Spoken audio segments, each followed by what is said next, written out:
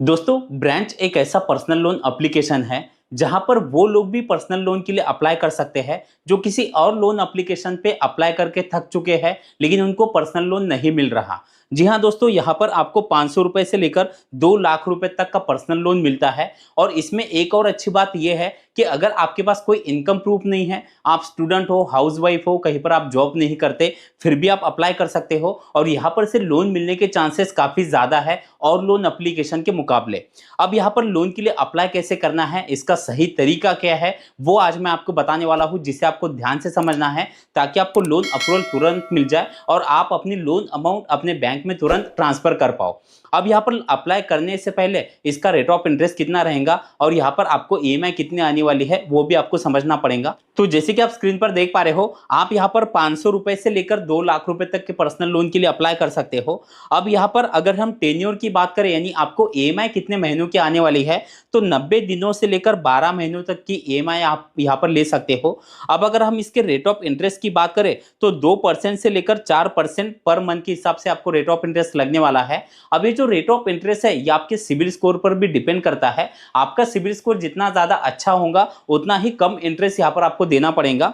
अब यहाँ पर एक एग्जाम्पल भी दिया गया है, जैसे कि अगर आप 20,000 रुपए यहाँ पर से लेते हो तो यहाँ पर अगर आप 3 महीनों की ईएमआई लेते हो तो आपको जो रेट ऑफ इंटरेस्ट है ये 2.5% के हिसाब से लगेगा। अब रेट ऑफ इंटरेस्ट आपके सिबिल स्कोर पर डिपेंड करेंगे, ये सिर्फ एग्जांपल के लिए यहाँ पर दिया गया है।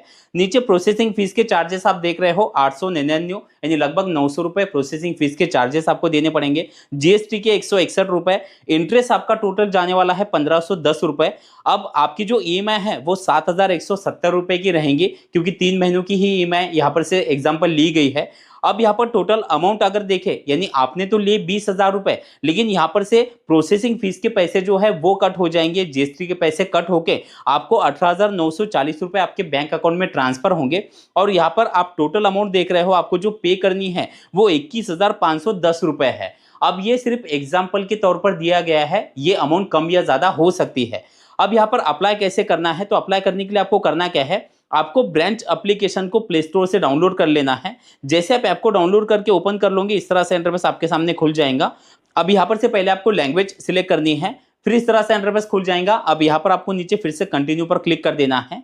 अब यहाँ पर आपको अपना मोबाइल नंबर एंटर करना है और सेंड ओटीपी पर क्लिक कर देना है। अब आपके मोबाइल नंबर पर एक ओटीपी आएगा, वो ओटीपी यहाँ पर आपको डाल देना है। अब इस तरह से इंटरफेस खुल जाएगा, यूज गूगल अकाउंट। अब इस पर आप जैसे क्लिक कर दोगे तो आपके मोबाइल में जितनी ईमेल आईडी होंगी वो आपको दिखाई देंगी। आपको ईमेल आईडी सिलेक्ट कर लेनी है, फिर इस तरह से इंटरफेस खुल जाएगा। अब नीचे आपको एग्री एंड शेयर पर क्लिक कर देना है।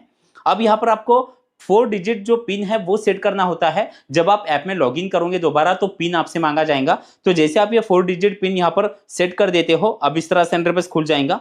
अब यहाँ पर आप जैसे कि देख पा रहे हो, अप्लाई फॉर अ लोन। अब नीचे कुछ स्टेप दी गई है, यानी यहाँ पर अप्लाई करने से लेकर जो लोन है वो आपके बैंक अकाउंट में ट्रांसफर होने तक की ये स्टेप है। आपको नीचे स्टार्ट अ लोन एप्लीकेशन पे क्लिक कर देना है। अब फिर कुछ परमिशन होंगी, उसे आपको नीचे अलाउ एक्सेस पर क्लिक कर देना है। अब इस तरह से इंटरफेस खुल जाएगा, एंटर यूर पैन। अब आपको पैन कार्ड का आपका जो नंबर है वो यहाँ पर डालना है और नीचे कंटिन्यू पर क्लिक कर देना है। अब आपके पैन कार्ड पर जो आपका नाम है वो शॉर्ट में आपको यहाँ पर दिखाई देगा। अगर ये बराबर है और नीचे पैन कार्ड का नंबर अगर बराबर है तो आपको नीचे वेरीफाई ओटीपी पर क्लिक कर देना है। अब आपके मोबाइल नंबर पर एक ओटीपी आएगा, वो ओटीपी यहाँ पर आपको डाल देना है। अब इस तरह से इंटरफेस खुल जाएगा, कैप्चर यूर सेल्फी। आपको अपना एक लाइव सेल्फी यहाँ पर अपलोड कर देना है। अब जैसे आप सेल्फी यहाँ पर अपलोड कर देते हो, इस तरह से इंटरफेस दिखाई देगा। ऊपर आपको आपका फोटो दिखाई देगा, नीचे आपका नाम दिखाई देता है, pan number, gender, KYC number. नीचे आपको क्या करना है, अगर ये बराबर है तो आपको कंफर्म डिटेल पर क्लिक कर देना है। अब यहाँ पर आपके पैन कार्ड पे जो आपका नाम है वो आपको यहाँ पर एंटर करना है और नीचे कंटिन्यू पर क्लिक कर देना है। अब यहाँ पर इनकम डिटेल वाला ऑप्शन खुल जाएगा। अब आप जैसे देख पा रहे हो ऊपर है सिलेक्ट योर एम्प्लॉयमेंट टाइप, इस पर आप जैसे क्लिक कर दोगे तो 4 ऑप्शन आपको दिखाई दे रहा है। पहला है सैलरीड का, दूसरा है सेल्फ एम्प्लॉयड का, तीसरा है अनएम्प्लॉयड और चौथा है अदर का। अब अगर आप कहीं पर कोई काम नहीं करते, जॉब नहीं करते, तो आप यहाँ पर से अनएम्प्लॉयड भी सिलेक्ट कर सकते हो या अदर भी सिलेक्ट कर सकते हो। अगर आप कहीं पर काम करते हो लेकिन आपकी फिक्स सैलरी नहीं आती, आप खेती करते हो या कहीं पर ऐसा काम कर रहे हो जो आपको कैश में पैसा मिलता है, तो यहाँ पर आप सेल्फ एम्प्लॉयड वाला ऑप्शन भी सिलेक्ट कर सकते हो। तो जैसे आप अपना एम्प्लॉयमेंट यहाँ पर सिलेक्ट कर लो, उसके बाद आपकी मंथली इनकम कितनी आती है वो यहाँ पर आपको सिलेक्ट करना है और नीचे कंटिन्यू पर क्लिक कर देना है। अब इस तरह से इंटरफेस खुल जाएगा, add bank account to receive your loan, यानी आपका लोन लेने के लिए आपको बैंक डिटेल आपकी सबमिट करनी है। दो ऑप्शन है, ऐड बैंक विथ यूपीआई, यानी कि आप यूपीआई आईडी भी यहाँ पर सेव कर सकते हो, और दूसरा है ऐड बैंक मैन्युअली। अगर आप मैन्युअली करते हो तो यहाँ पर आपको अपने बैंक का नाम, अकाउंट नंबर डालना है और सबमिट पर क्लिक कर देना है। अगर आप यूपीआई आईडी डालते हो तो यूपीआई आईडी यहाँ पर आपको सिलेक्ट कर लेनी है। अब जैसे आप कोई एक अपना मैन्युअली अपना बैंक डिटेल यहाँ पर आप सबमिट कर दो, आपके अकाउंट में ₹1 यहाँ पर ट्रांसफर हो जाएगा, यानी कि आपकी बैंक अकाउंट यहाँ पर ऑटोमेटिक लिंक हो जाएंगी। फिर इस तरह से इंटरफेस आपको दिखाई देगा, बैंक डिटेल वेरीफाइड। अब यहाँ पर आपको आपका नाम, बैंक का नाम, आईएफएससी कोड, अकाउंट नंबर दिखाई देता है। अगर ये बराबर है तो आपको नीचे कंटिन्यू पर क्लिक कर देना है।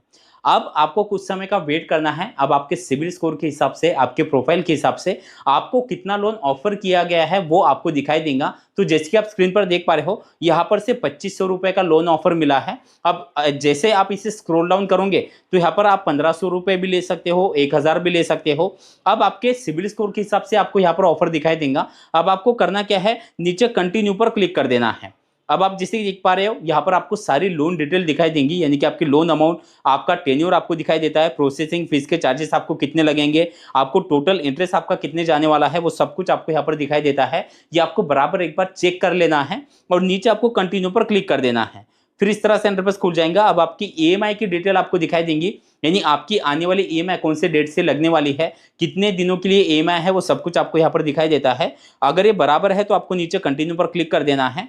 अब यहाँ पर आपकी जो बैंक डिटेल है, जो आपने ऑलरेडी सेव की थी, वो बैंक डिटेल आपको यहाँ पर दिखाई देंगे। अब ये जो आपकी लोन अमाउंट है, जो आप यहाँ पर आपकी ईएमआई देते हो, उसके लिए आप कौन से बैंक से आपकी ईएमआई देना चाहते हो, आपको यहाँ पर वो बैंक डिटेल सबमिट कर देनी है। अगर आप कोई दूसरी बैंक डिटेल लगाना चाहते हो तो नीचे ऐड न्यू बैंक का भी ऑप्शन है, या अगर ऊपर वाली जो आपने ऑलरेडी सेव की है, अगर आप इसे ही सिलेक्ट करना चाहते हो तो नीचे आपको कंफर्म पे क्लिक कर देना है। अब आपको कुछ समय का वेट करना है। अब आपकी जो लोन अमाउंट है वो आपके बैंक अकाउंट में 24 घंटे के अंदर ट्रांसफर हो जाएंगी। तो इस तरह से आप यहाँ पर पर्सनल लोन के लिए अप्लाई कर सकते हो। और लास्ट में आपको एक जरूरी चीज बताना चाहता हूँ, जैसे कि अगर आपने यहाँ पर से लोन ले लिया या आप लोन लेना ही चाहते हो, आपको लोन की जरूरत है, तो देखिए ये ऑनलाइन एप्लीकेशन पे वैसे ही रेट ऑफ इंटरेस्ट काफी ज्यादा होता है, प्रोसेसिंग फीस के चार्जेस ज़्यादा होते हैं, क्योंकि बाहर कहीं बैंक और यहाँ पर लोन लेने के लिए काफ़ी कुछ वहाँ पर डॉक्यूमेंटेशन, वहाँ पर इनकम प्रूफ, गारंटर, ऐसी कई चीज़ें लगती है। इसलिए ज़्यादातर लोग अभी यहाँ पर ऑनलाइन एप्लीकेशन पर लोन के लिए अप्लाई कर रहे हैं। तो यहाँ पर आपको बस एक चीज़ का ध्यान रखना है, आपकी जो भी ईएमआई रहेंगी आपको रेगुलर यहाँ पर कंपनी को ईएमआई पे करनी है, क्योंकि अगर आप एक भी ईएमआई बाउंस कर दोगे तो आपको पेनल्टी के भी ज़्यादा चार्जेस यहाँ पर देने पड़ेंगे, और इसका आपके सिबिल स्कोर पर भी काफ़ी ज़्यादा इफेक्ट पड़ता है। तो आपको यहाँ पर रेगुलर ईएमआई पे करनी है। तो दोस्तों वीडियो आपको कैसा लगा कमेंट में जरूर बताना। चलिए, थैंक यू सो मच, मिलते हैं अगले वीडियो।